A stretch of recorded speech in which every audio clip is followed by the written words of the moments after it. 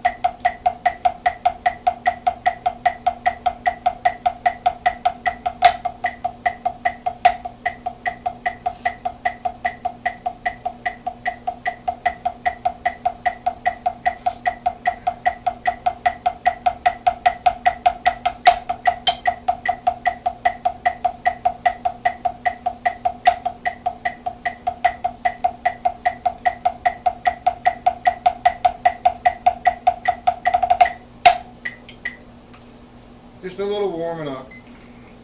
Alright, so we have Mike, and who else do we have? Just Mike and myself. Okay, no problem. Did you enjoy that Mike Clark interview or hangout or having a good time? Because I had a good time with Mike. He didn't leave here until, I don't know, 9, 10 o'clock last night. The guy's a nice guy, man.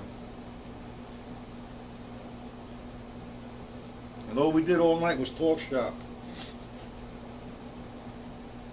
Okay, like I do usually do when I start the lesson is I warm up, Mike. Doing 8 notes for 4 measures with the right hand, 4 measures with the left hand, just to loosen up somewhat. The next thing I like to do tonight, and I should do this at the end of the lesson, but I need to do it at the beginning of the lesson because I'm going to say this is like sort of a warm-up. And it's Joe Morello's Table of Time. I say Joe Morello's Table of Time only because it's in the Master Studies, you can find it. So I'm going to put this on 80. And I'm going to play the first line to groupings of 6 only tonight. And this is part of some of the formulas that we're going to do towards the end of the lesson.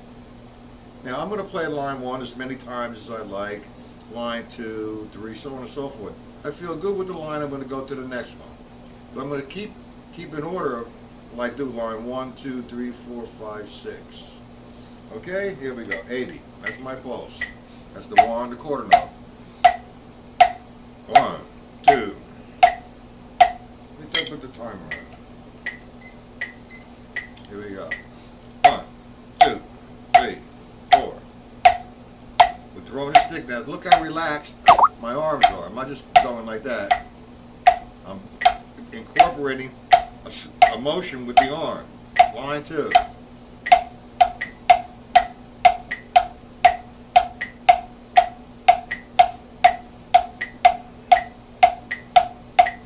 Line 3.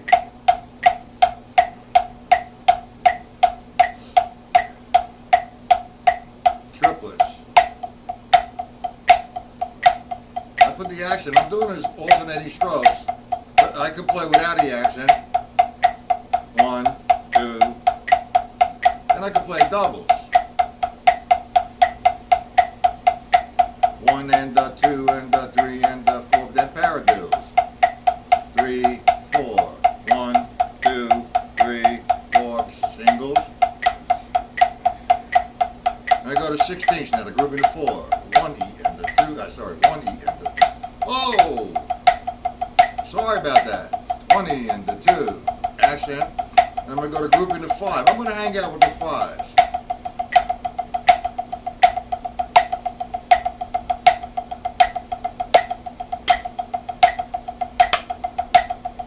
Six. Different dynamics, no accents. Then doubles.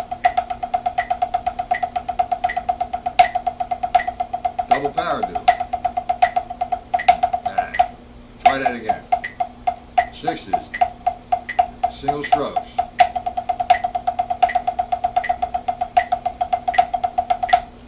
And so on and so forth. The reason why I want to do that was just to loosen up a little bit. Who else is here? Mike, how you doing? Glad to have you back. Metric modulation, displacement, the grid. Okay.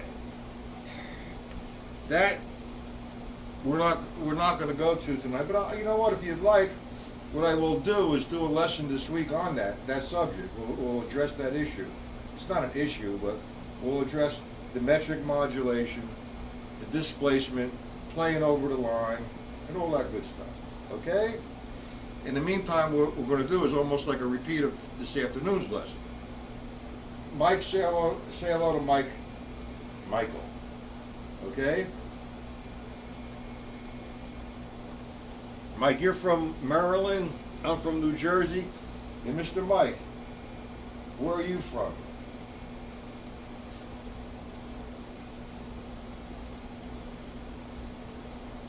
Where are you from, Mike? I'll be on tomorrow night and Wednesday night.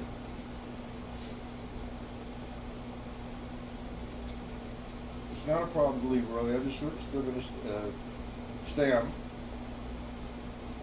Mike, are we friends on Facebook? You are on Facebook, correct? Okay. We're going to go. I just did a table of time. Is there anyone in particular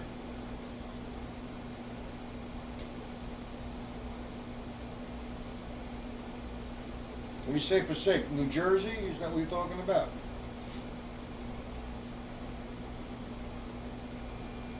Okay.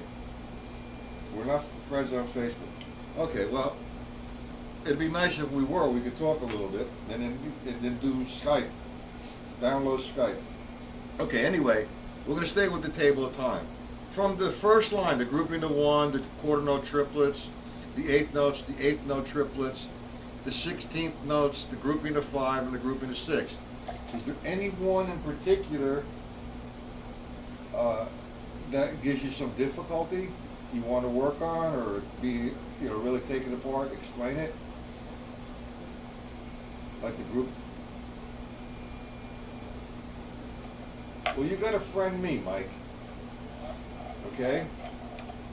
I have two accounts. One is loaded up, the other one I have some room on.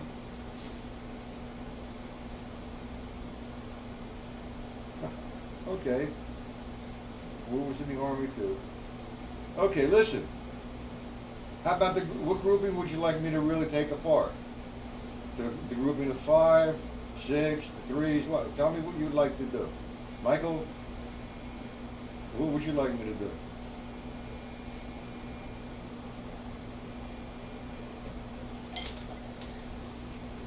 Need a response, gentlemen, so I can do something for you.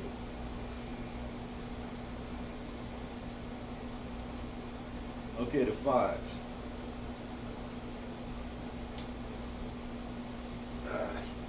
All right, all the 5s, I guess you can call them a quintuplet. The quartuplet is the 4, the triplet is the 3.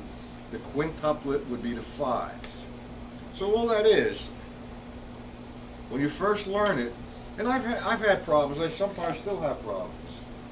Okay, everybody wants the 5s, all right. So when I do the 5s, the first thing you want to do, all right, you want to play the accent on the downbeat of the 5. My count for the 5 without a metronome first would be 1, 2, 3, 4, 5, 1, 2, 3, 4, 5, 1, 2, 3, 4, 5. Now I'm putting an accent on the downbeat, the first beat of the 5. I'm starting like this, and I'm going 1, 2, 3. That 4 is to come up. 5. Now I'm in position to hit the second grouping of 5 because I'm alternating the sticks. 1, 2, 3, 4, 5. 1, 2, 3, 4, 5. 1, 2, 3, 4, Everybody know why the 4 comes up?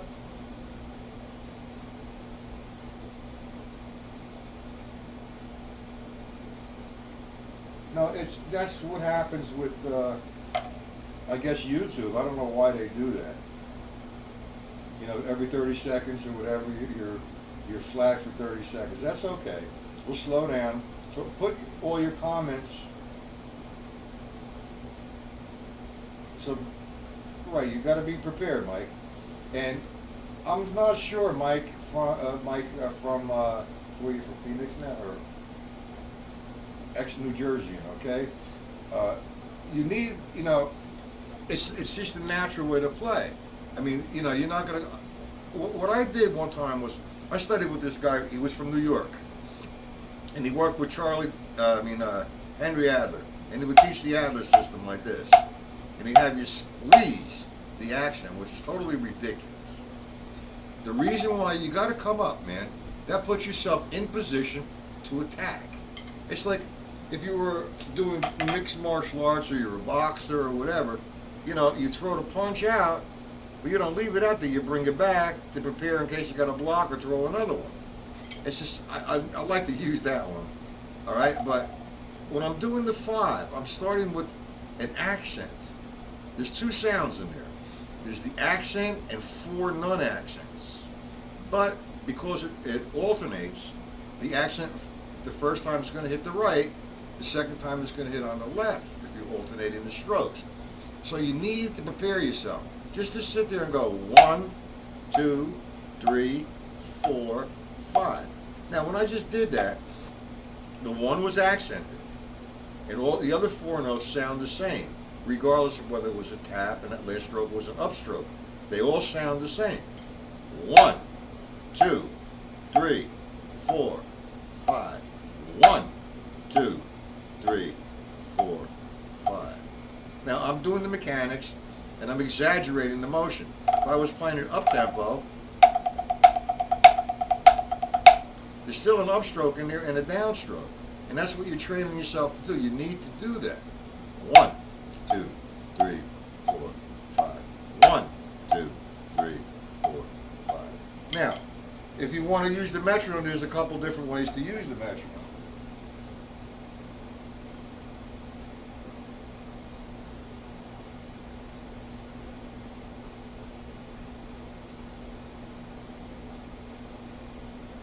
Well, if you want to move it, that's the way you should do it. It's just a natural flow.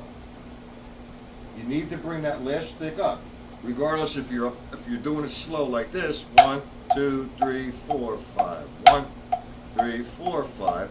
Or if you're down here, you want a lighter stroke. You're going to start here. 1, 2, 3, 4, 5. 1, 2, 3. It has to come up to nail that accent. That's the level systems or the control strokes. Well, you don't have to be sorry if you want to work it that way. You'll see there should be an increase in speed. Now, focus. It's the element here. If I put the metronome on 100, we're just talking about how to use the metronome. If I do 5, I'm not going to use this to 100 as a quarter note.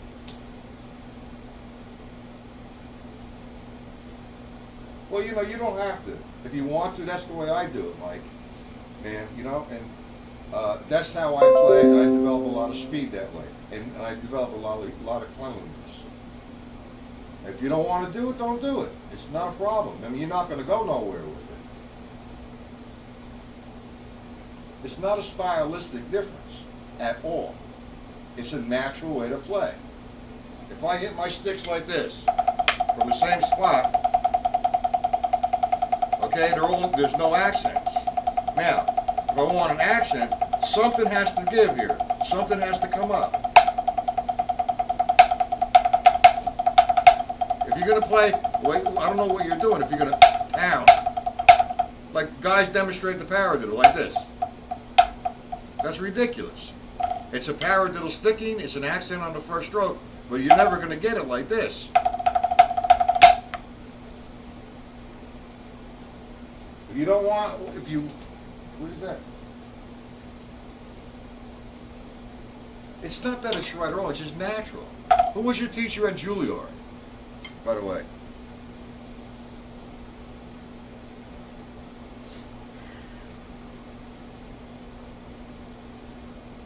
Anyway, let me hit on the fives. I'm going to use this metronome. Each tick is a count, and I'm going to do it slow.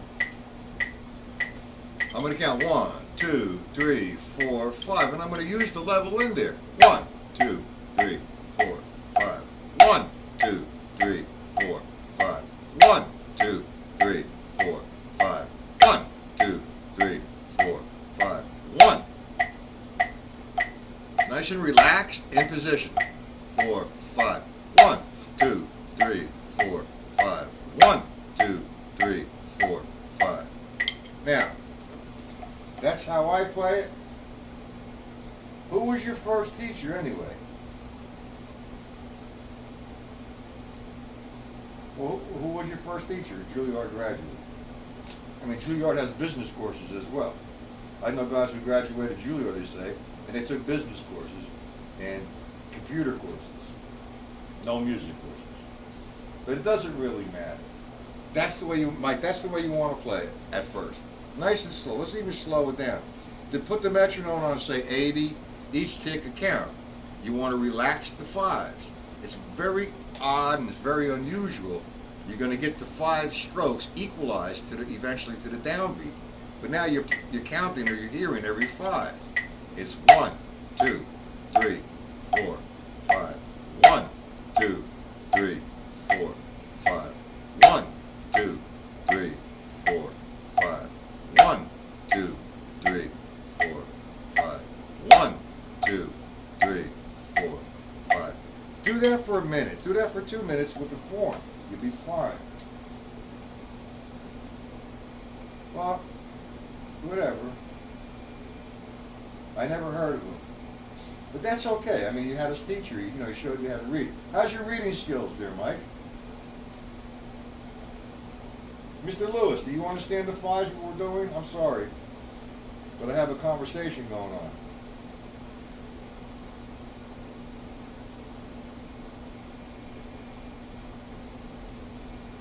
Well, we have to talk in private. Why don't you hook up Skype and we'll talk about all of this? Okay? I mean, you know, it's okay, you know, like, the questions are definitely wanted, and I'll try to answer as much as I can. I'm having a hard time, I'm trying to stay on the subject here, the fives. So let's, you know, whether you do it or you don't do it, if you want to do it. All right, Facebook first. Like I said, I have 2 accounts. Hit me up, okay? Not a problem. We'll talk some more, okay? I mean, you're not interrupting the lesson. We're doing the 5. We're hitting 1, and we're doing that 80. Now, you do that for 2 or 3 minutes, and if you feel good about it, you got it going on. The thing is, you want to make sure that you have that accent punctuated. 2, 3, 4, 5. Now the 2, 3, 4, 5 all sound the same. Okay? 1, 2, 3, 4, 5. And I'm popping the stick. 1, 2, 3, 4, 5. 1, 2, 3, 4, 5. 1, 2, 3, 4, 5. Now we did it at 80 for 2 or 3 minutes. You want to hit it maybe 120. The same way to use the metronome. Each tick would be a count. 1, 2, 3, 4, 5. Hit the metronome, the timer for 3, 4 minutes. You're conditioning yourself. 1, 2, 3. And through your practicing, make sure you got everything sounding correctly. Not 1, 2, 3, 4, 5. Like so. Nice and easy. Do it for a while. You get the feel of the 5. Now, you can take it wherever you want. Once you get the feel, then you say, okay, let's try using the metronome for the quarter note. Now you have to remember, now this is one of the greatest exercises for time functions, for your timing method. So I'm going to drop this at 60. And I'm going to make that my quarter note. Now, if this is new to you. What you want to do, you want to do maybe one line at a time, number one, and go to line two for a while. So go back and forth to line one to line two. Watch this. That's the quarter note and the quarter note triplet. 1, 2, full strokes. 3, 4.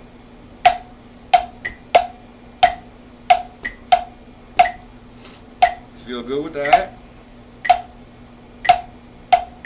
Go to the next line. 1, 2, 3, 4. 1. Look at the sticks from the same spot. Triplets, accent. It's hard talking and doing this, I'm sorry. We want to go to the fives. What I'm trying to teach you is, and I've had a hard time with this, and some days I still have a hard time, depending on the tempo. It's either I'm too soon before the downbeat, or I'm too late for the downbeat. Once I get the downbeat going on, I stay there for a while to feel it. This, without a doubt, is going to help your concept of timing. You know, if you notice when you're playing and you're leading the band into the next verse, you might be a little too soon or a little too late.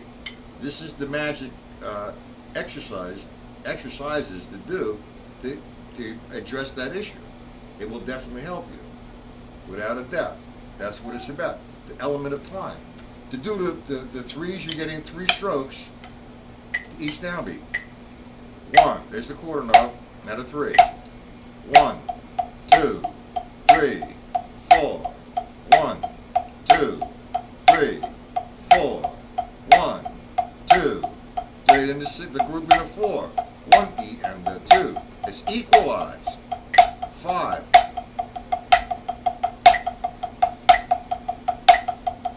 6.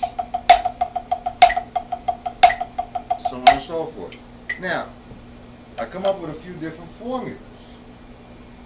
Alright? Now, what we're doing is we could take any one of those, except the second line. It doesn't really have a place with this formula. And the first line. We could either go to line 3, the 8th notes, the triplets, the 16ths, the groupings of 5, or the groupings of 6. So let's take the groupings of 5, and I'm going to be easy. I'm not going to go to the groupings of 4. Well, you're going to use the grouping of 5 and the grouping of 3. And we're going to say to ourselves, okay, let's hang out with the brilliance of George Lawrence Stone. Let's take his method or his sequence of sticking patterns and put it into this kind of exercise.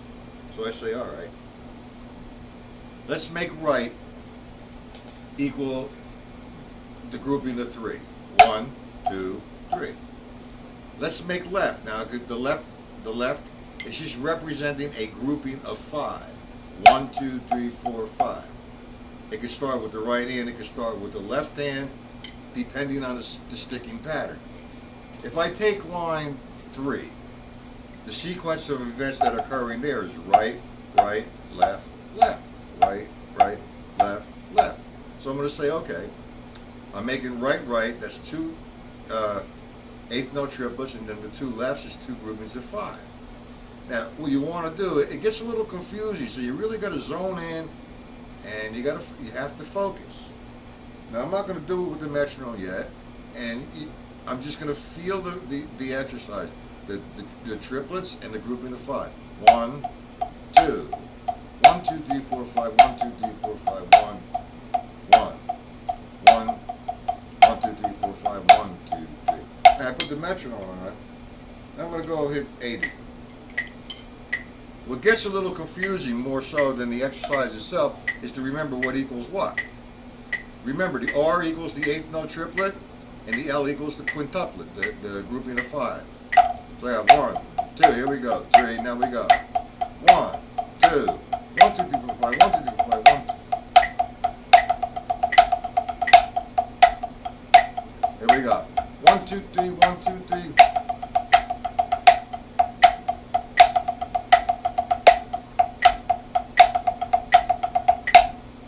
You got to watch that, and I have to watch it. I'm not hitting that totally correct. All right, you got to hit the 5s and give me the 5s. This is not an easy one. So you might want to take without the metronome, say the line 3, 1, 2, 1, 2, 3, 4, 5, 1, 2, 3, 4, 5, 1, 2, 1, 2, 3, 4, 5, 1, 2, 3, 4, 5, 1, 2, 1, 2, 3, 4, 5, 1, 2, 3, 4, 5, 1, 2. Now, that's the formula. I didn't have a sheet written out for this one. I do have the PDF on this. And Mike, do I have your email? If I have your email, I'll send you the PDF.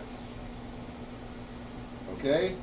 I know, Michael, I have your email, and you. I don't know whether you have a PDF from this from the past or not. But if you want the PDF, email me, and I'll give it to you. Okay? Now, that's what I do. It's an exercise. You know, the best exercise really to do to start this would be line 13. That's 4 rights and 4 lefts. Remember that the rights equal the triplet. 1, 2, 3, 4.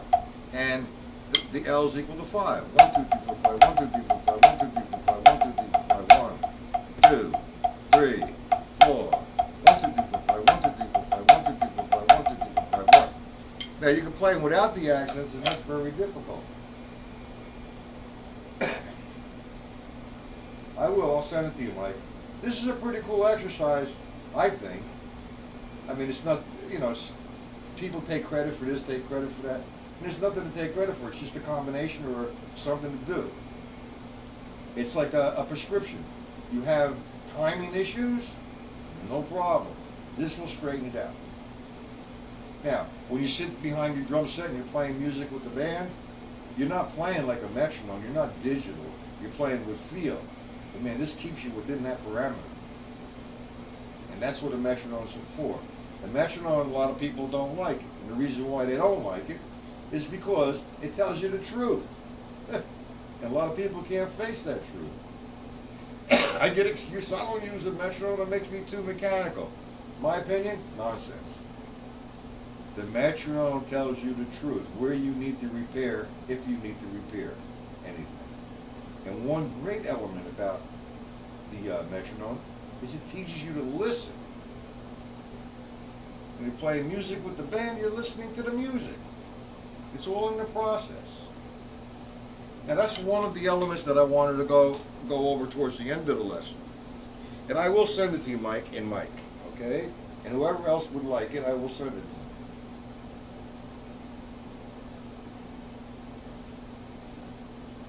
you. Okay. Let's do another formula. I have a ton of them. And I did send, I think, Mike, did I send you the formulas this morning? With the paradiddle and I think it was line 27 of Master Studies that I took the formulas from. Yeah, Mike, you, send me an email. Yeah, let me put my email in there. If you send me an email, what I will do is I will put you on, hey, come on, what happened? I will put you on the email list. Here's my email.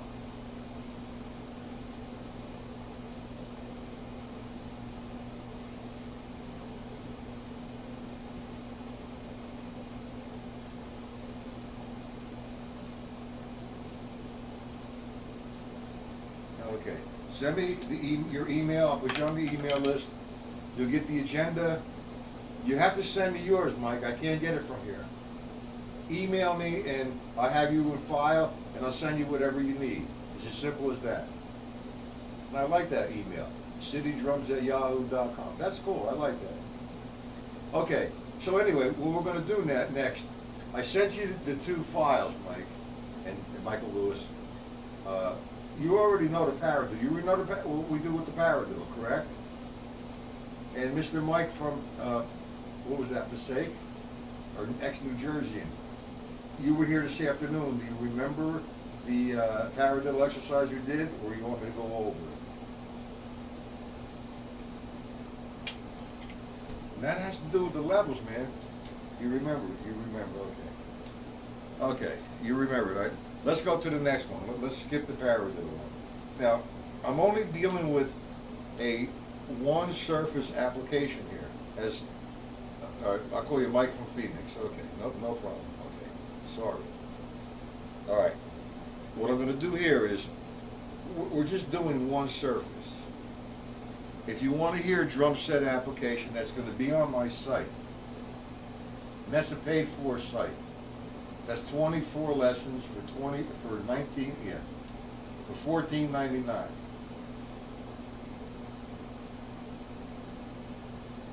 By the way, of San Jose, go over it. I don't know what you're talking about, Mr. Mike. Sorry. All right, let's do one of the exercises I got from Master Studies from Joe Morello's book. He has an exercise, line 27. I don't remember what page it's on, but it's in the beginning of the book. It goes 1, 2, 3. When you get to 27, here's the exercise.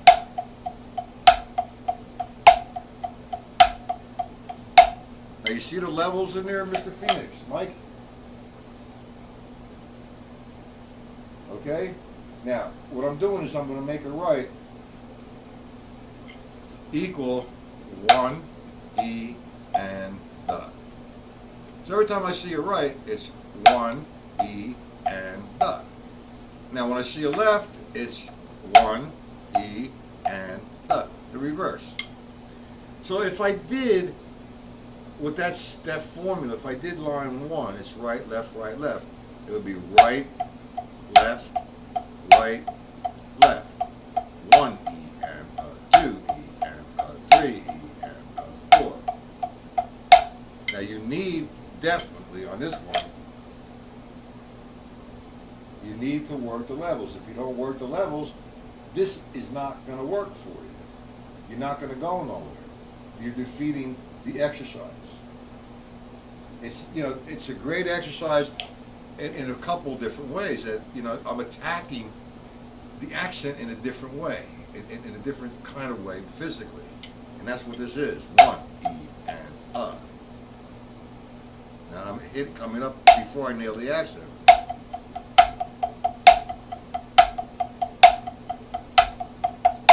So I like to do the first one, line 13. It's the 4 rights and the 4 lefts. What happens is the change comes on 4 E and with the level. This is what you're going to do. If you want to write this down, Mike and Mike, you have free stroke, E, and the. So that's going to be 1, tap, tap, tap. 1, E, and the 2, E, and the 3, E. Now watch this. 4 has to come down. And I have to come up on the to reverse it. Now I'm going to do the left. 1, E, and the 2, E, and 3, E, and 4, reverse, E, and 2, and 3, E, and 4, E, and up, 1, E, and 2, E, and 3, E, and 4, E, and We all understand that? Well, Mike, that's why, we're always learning different ways.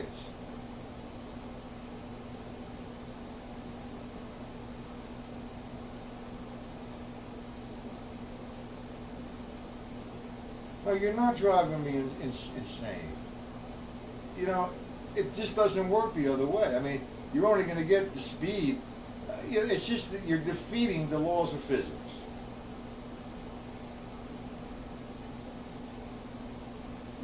You don't have to, if you're going to hold them here, you're going to have to come up to come down.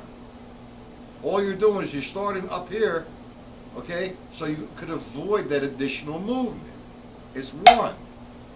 My next right's going to be an accent. I'm already in position to attack. 1, E, and the 2, E, and the 3. It'd be kind of foolish to go 1, E, and 2, E, and 3. Coming up after the fact.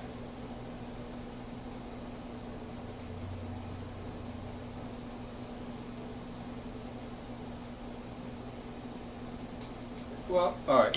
Let me get into detail here. We're gonna go. I should do a whole lesson. As a matter of fact, tomorrow night I'm going to change the agenda. Or tomorrow afternoon, I'm going to do a lesson on the level system or the control strokes. Maybe what I do, I emphasize what is occurring when you're playing. You know, if you're playing just wrist, you're not going to get no power. My whole arm, and I just went over this with a couple other students the other day. This has to be totally relaxed. This is all part of the wrist. Without this, my hand houses the stick. I throw the stick down, this has to move. I can't be stiff, come up like this. That doesn't make no sense. I'm losing so much. I'm being tense. The whole thing is to be relaxed. I follow the stick back. One time Morello told me, my hand is faster than the stick because I have to have my hand back here to receive the rebound. And if I wasn't back here, I'd be fighting the stick. But I stopped the stick here, and that's why it's called a control stroke, because I'm controlling it. I throw it down, let it rebound. When I come down with the drumstick, I'm going to obtain the same sound because of the distance. This time I'm going to keep the stick down. Notice the free stroke and the downstroke sounded the same. Watch this. Because they were attacking from the same spot. If I hit a tap, it's for a constant sound. If I do an upstroke, the tap and the upstroke are going to sound the same, but the upstroke is supposedly going to put me in position to nail an accent. If you have Master Studies 2, or even without Master Studies 2, if I took eighth notes, 1 and 2 and 3 and 4, and now I'm playing one sound. You know, 1, 2, 3, 4. Now if I want an accent, 1, 2, 3, 4, I have this. 1, 2, 3, 4. Down, up, down, up, down. That's what I'm thinking, or that's what's occurring. I'm saying it out loud. But if I want the two different sounds, there's two different spots I need to hit it. If I hit from here, what am I going to hit? And then come up, and then come down. That's what you would look like. That's ridiculous. Especially when guys play rock. 1, 2, 3, 4. I'm going on the hi-hat when I play not a special effect, but I'm pushing 1, 2, 3, 4. Down, up. 1, 2, 3, 4. That's constant. That's giving me 1, 2, 3, 4 with the two elements, the two sound elements. You want to nail an exercise like that, and this kind of smacks everybody in the face if you disagree with the levels. If I'm going down, up, because I want two sounds, even if I'm here, accent, not accent. I'm not going to hit an accent here and then lift and then come or here and then tap and then come up. I make that the upstroke part of the whole thing. 1, 2, 3. That's the level system. Down, up, down, up, down. Same thing we went over the grid. Oh, what are we saying here? There's a lot of stuff here. Hold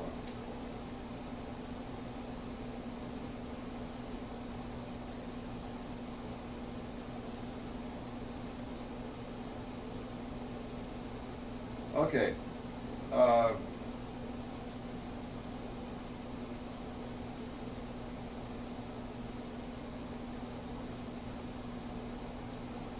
I'm concentrating too much on the upstroke? No. I'm not concentrating on the upstroke. It's natural. I did this example this afternoon. I'm explaining it, I'm breaking it down to what is occurring when I teach the paradiddle. That's what's occurring when I play the paradiddle. Now, when I sit and play paradiddles, alternating paradiddles, or I'm playing a paradiddle phrase, I'm not thinking this. This is it for instructional reasons. That's what's occurring when I play paradiddles. Now I'll play a few measures of paradiddles for you. And I wish I could slow do a slow motion thing like this.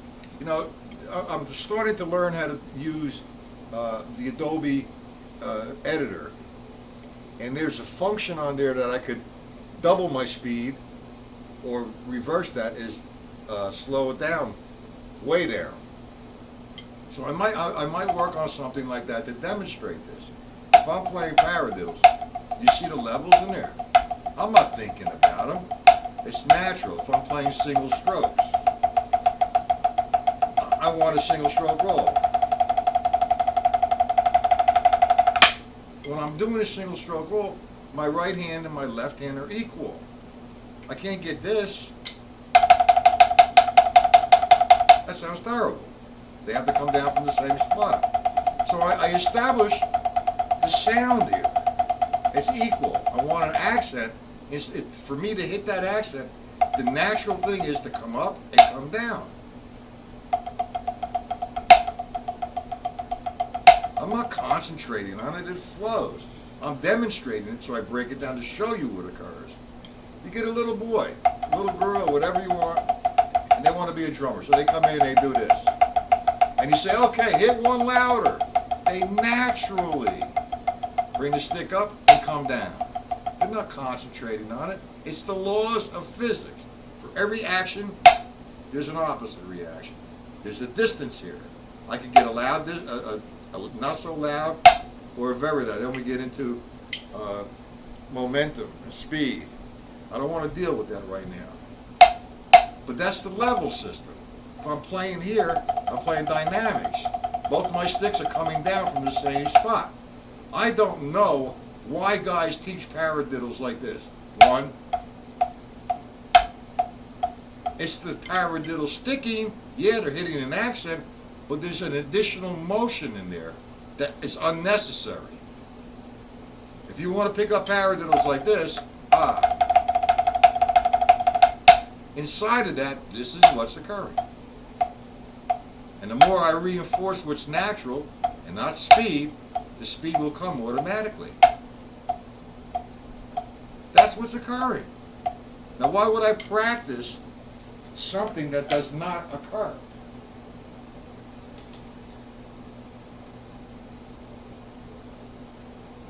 Well, that's what you were taught. And I guarantee you, your teacher cannot play paradiddles the way I do. Can he? Or if he could, this is the explanation you're talking about. That's ridiculous. Is that the explanation you're talking about, Mike? I mean, I see a lot of that on YouTube. That's not how you play the paradiddle with the accent on the first stroke. If I'm playing line 5 of stick control book, that's the paradiddle sticking. No accent. I'm coming down from the same spot. I don't play that, then after that, bring my stick up to come down. I make coming up and down part of the paradiddle. Down, up, tap, tap. This way I see so many. They explain a paradiddle. They call it molar or whatever they want to call it. And what they do is they lift the stick, they come 1, 2, 3, 4. Now that's complete, a right hand paradiddle. After they finish that, 1, they lift up. So you practice this for 20 years, and you get this. No way.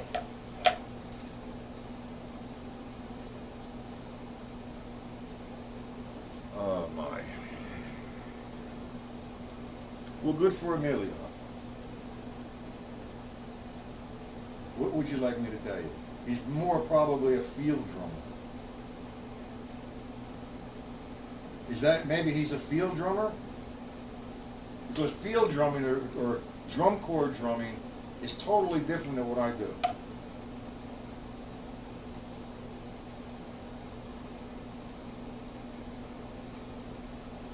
Okay, well, anyway, I'm not going to even go here. I don't consider anybody. I'm going to talk about this because you're not driving me crazy. You're bringing up some good issues or good statements, like he's considered the best in the world or the USA or whatever. Man, there's some astronomical players out there.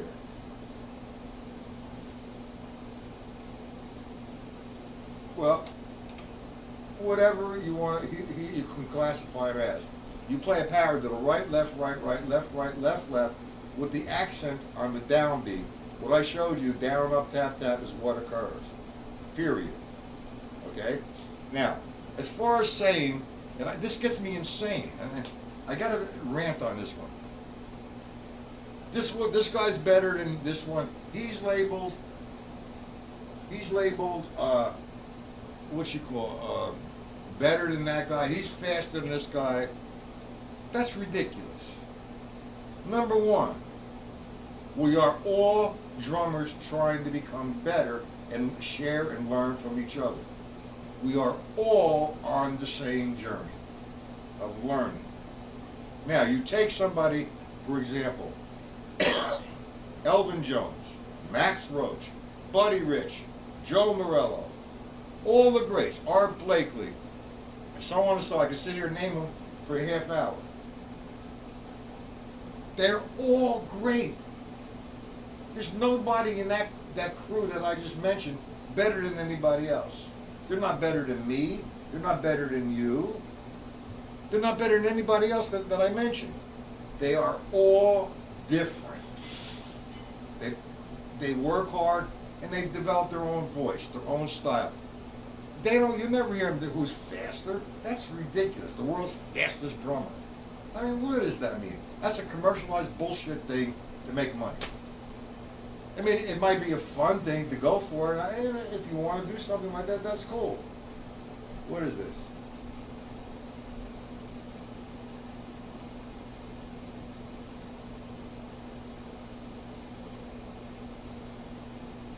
Well then, if he likes Joe Morello, and he's teaching you one way, what can I tell you?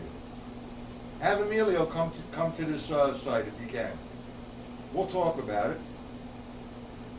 Where is Emilio? Where is he now? Is he in Phoenix?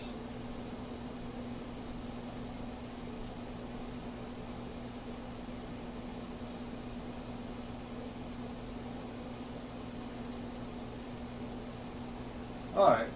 Well, you see, we're not comparing. First off, Mike, let's not compare the difference between these guys.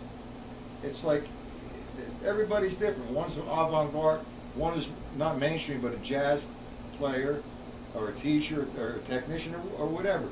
They're, paradiddle's a paradiddle. Right, left, left, left. I have a question here from Vayton. And he wants me to share a bit of my experiences learning from Joe Morello. Okay.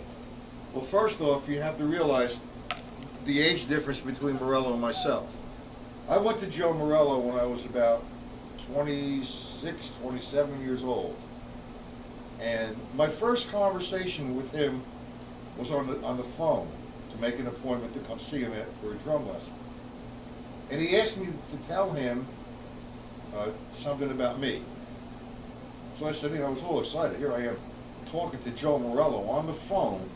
And I just looked, listened to his Dave Brubeck albums, and the guy's a monster and rated #1 in downbeat 5 years in a row, and Playboy when he used to have the jazz polls 5 years in a row.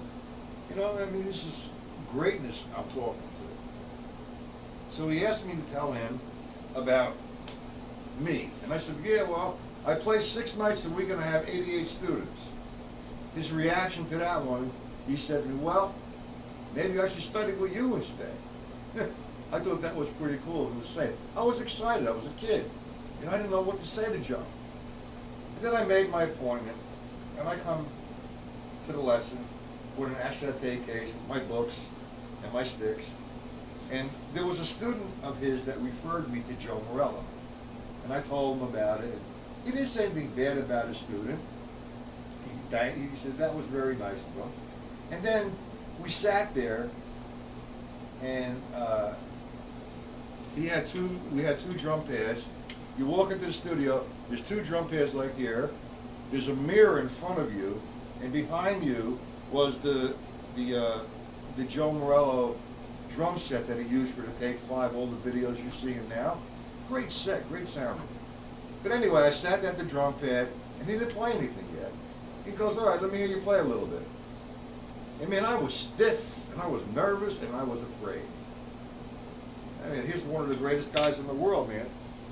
And I just come off learning from somebody with the Adler system. And the Adler system is totally like summer and winter with what he teaches. I guess that's the way I can say it. Total opposite. So he asked me to play some paradiddles the way I learned them. And I'm not going to mention no names, because this is a platform where if I mention names and say something incorrect about somebody, I'm going to have the attorneys knocking on my door. I could use people like Joe Morello, Jim Chapin, Henry Adler, but teachers other than that, I'm just going to lay back out on. The one teacher that I learned from was the Adler, and he'd teach me this, and I refer to that as a seesaw. Now, you want to talk about an absurd way to play a paradiddle. From the Buddy Rich book, it was 1 and 2 up squeeze, 3 and 4 up squeeze. Well, to make a long story short, I demonstrated that to him. He was rolling on the floor laughing. And then we got into the level system. Explaining to me the levels. And he gave me the first page of stick control book. You know, it definitely is crazy, the Adler system. But that's what I refer to it as. And that's the commercial way of teaching. But anyway, from demonstrating that, he explained to me the levels, and it made a tremendous amount of sense. And I said, okay, fine. Then he assigned the stick control book, page 5, 6, and 7. And he demonstrated full strokes, half strokes, and quarter strokes. And we talked about the sticking positions, the sticking heights, so on and so forth. That was my first lesson. And like I said, I was gigging 6, 7 nights a week. Plus I had 88 students, no lie. So I had drumsticks in my hands all day. And I practice and teach and play and practice and teach and play until my next lesson. So I go back the next week, and he said, yeah, that's pretty cool, man, you did good. And we started to get into the physics and the movement of the left hand and the movement of the right hand. And, you know, what we did is, you know, my lesson, you know, usually is an hour. But I was 4 hours, 5 hours with him.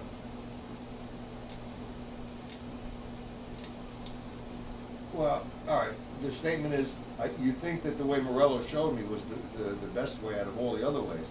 Well, it's not that it's the best way, it's the natural way, okay? You want to fight something that's natural, or what's occurring, you're going to have a problem, you're fighting it. But anyway, I would go back to when we became really good friends. I was just answering the question, gentlemen. I think the way Morello showed you is probably one of the best ways, no doubt. Okay, fine. I just made the statement back to you that it's not Morello's way, it's not Sanford Muller's way, or anyone else's way. It's just natural, and it's the laws of physics. Okay? Now, just my experiences with Morello. And I went to him for a while, then I'd go on the road, and I'd come back, and you know, we became really good friends, and like I said, my lessons were 4 or 5 hours, and we used to have a place that, next to the studio itself, in the same floor, an additional room, which they called the corral. And everybody who had it, say for example, my lesson was 10 o'clock to 11. And there was another guy in here from 11. By the end of my lesson, there was 5 or 6 guys in that room, and that was a room to warm up with or whatever, giving me dirty looks because I took so much time with them. And this went on for a while, like I said, until I went on to the road. And usually after all the lessons were done, you know, him and I would hang out, we'd get a couple of drinks, I would take him home because he couldn't drive, he was very, very blind.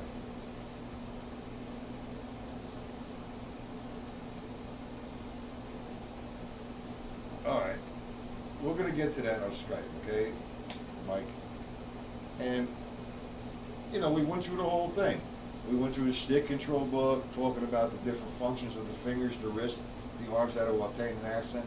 We talked about music, the concept of the AADA, a 12-bar blues, taking fours, taking eights, being creative, playing straight ahead, playing open time, so on and so forth. We had a great time and a great relationship. I sometimes would see him 2 or 3 nights a week, other than the fact of taking a lesson with him. So one time, because he was in New Jersey, probably 20 miles, he lived 20 miles away from me, which I think was a gift. And I had this gig in the next town over with an organ player. That's the Hammond B3. And occasionally we have a couple sax players and some trumpet players come in and sit in.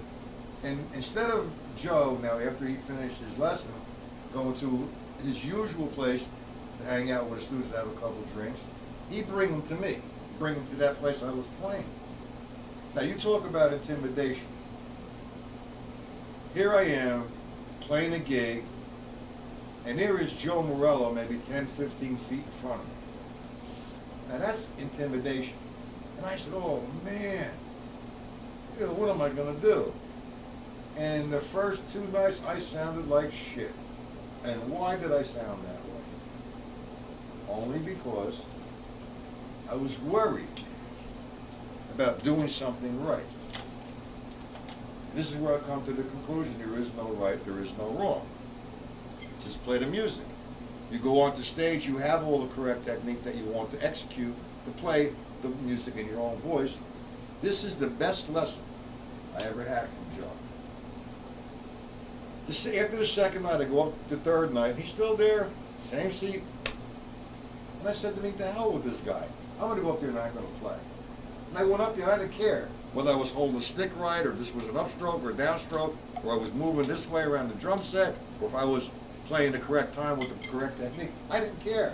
I played the music. And I played that set for maybe an hour and a half. After I finished the set, okay, I get off the stage and pass by, because I had to go to the men's room.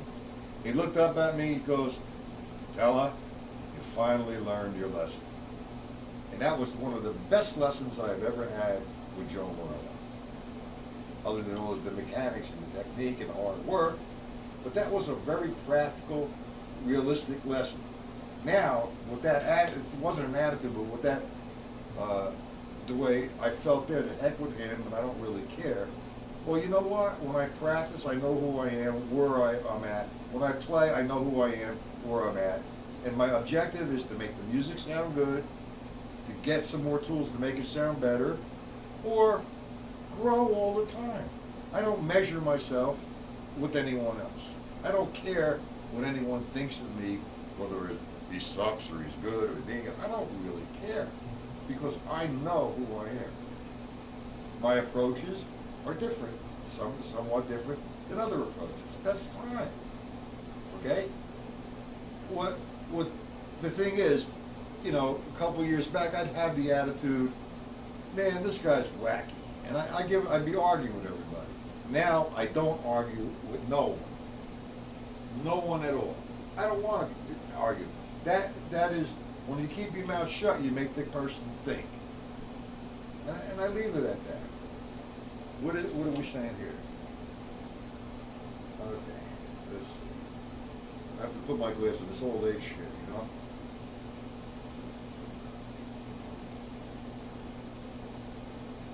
Yeah, well, you know what? I'm going to mention his name. That's Ari Hogan. Man, that guy is an incredible player. And I don't know why he doesn't receive that kind of recognition. I mean, I listen to this guy, he's so melodic yet so structured.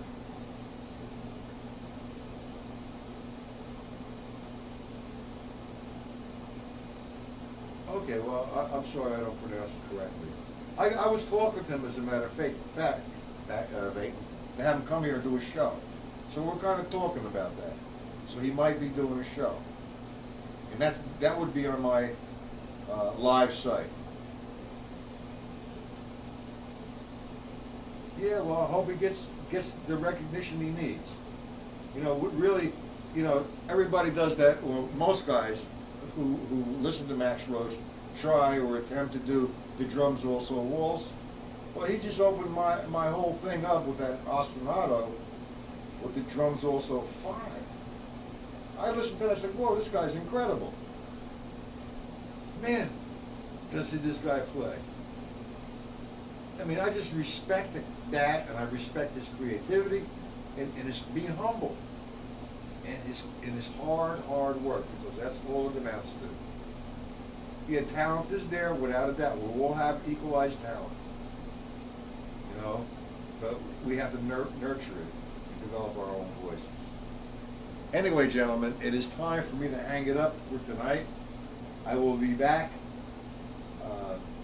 tomorrow at 1. You guys want to come? Come. Not? Hey, I'm still going to be here. All right. Now, babe, you didn't email me. I sent you my email. On Facebook, you look in your chat box or your notifications. Email me. Well, yeah, he has the structure going on without a problem. You're welcome, gentlemen. I'm sorry, Mike. Where's Michael Lewis? Michael Lewis has all the passion in the world, man.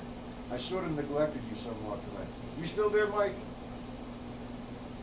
I apologize.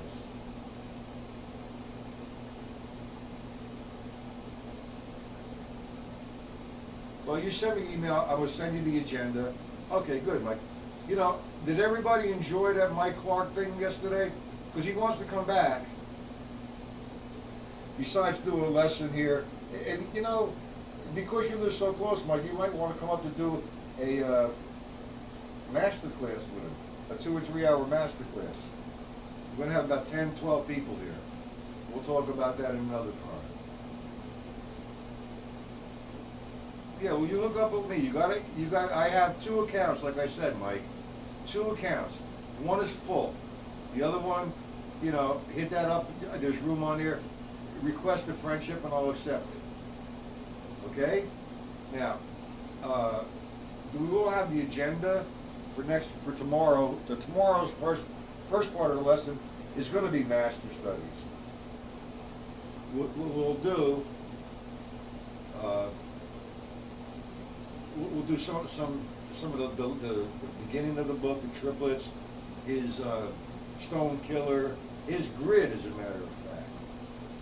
And Mike Clark is a great musician, and